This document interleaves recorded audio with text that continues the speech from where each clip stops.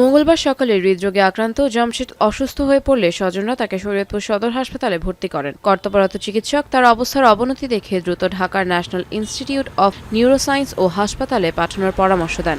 সেখান থেকে ঢাকায় নেওয়ার পথে অ্যাম্বুলেন্স সিন্ডিকেটের বাধায় কালক্ষেপণে রোগীবাহী অ্যাম্বুলেন্সটি হাসপাতালে পৌঁছানোর আগেই মারা যান জামশেদ। 6,500 টাকায় ভাড়া করলাম গাড়ি তো উড়াইলাম, এমন যাইবো না, এই যাবো না ঠেলা ঠেলি রাখতে। তারপর ওই যে উঠতে গেলাম, যা নিউরোসায়েন্সে 4টার দিকে বা 3:30টার দিকে রোগী মারা গেছে। ওরা ভাড়া চাইছে বাড়ায়া, মানে 7,000 টাকা ভাড়া চাইছে। আমি তো 5,000 টাকা তাদের নিয়ে যাইতেছিলাম, তারা যাইতে দিবে না আমারে, তারা 7,000 টাকাই যাবে, আমারে যাইতে দিবে না 5,000 টাকা।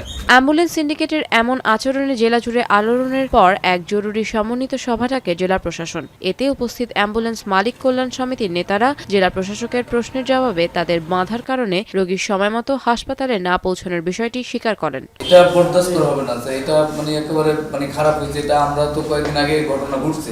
সভায় জেলা প্রশাসক তাহসিনা বেগম অ্যাম্বুলেন্স মালিক কল্যাণ সমিতির বিরুদ্ধে কঠোর প্রশাসনিক ব্যবস্থা গ্রহণের ঘোষণা দেন এবং সমিতির নেতৃবৃন্দর কাছ থেকে লিখিত মুচলেকাও গ্রহণ করেন। কথা দিয়ে না, আমি লিখিত রাখলাম, এবং সেটা যদি ব্যত্যয় ঘটায় তখন তো আমরা দেখব, অন্য জিনিসগুলো আমরা দেখব।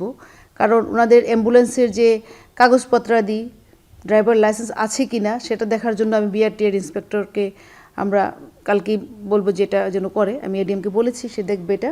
তবে এ বিষয়ে সিভিল সার্জন জানান, অ্যাম্বুলেন্সের সরাসরি নিয়ন্ত্রণ স্বাস্থ্য বিভাগের হাতে না থাকায় বিষয়টি প্রশাসনিক ও আইনি প্রক্রিয়ায় সমাধান করতে হবে। আর পুলিশ জানালো, অ্যাম্বুলেন্সের মতো জরুরি সেবা নির্বিঘ্ন রাখতে সবাইকে সমন্বিতভাবে কাজ করতে হবে। একজনকে পার্টিকুলার ব্যক্তির বিরুদ্ধে হয়তো ব্যবস্থা নেওয়া যেতে পারে, কিন্তু সামগ্রিকভাবে পুরো প্রসেসটাকে যদি আনতে হয় তাহলে সেক্ষেত্রে হাসপাতাল কর্তৃপক্ষ, বিআরটিএ, জেলা প্রশাসন সবাইকে একসাথে নিয়ে আমাদের কাজটা করতে হবে। অ্যাম্বুলেন্সের নিয়ন্ত্রণ আমাদের হাতে নেই, যদি আমি স্বাস্থ্য বিভাগের প্রধান, কিন্তু ওই এদের বাড়ার বা এদের নীতি নির্ধারণ বা কোনো আইনি প্রক্রিয়া পদক্ষেপ নেওয়ার কোনো নীতি আইন নেই আমাদের আন্ডারে। ফলে তাদেরকে টোটালি আইনি প্রক্রিয়ায়, বিশেষ করে প্রশাসনিকভাবে এটা দেখতে হবে।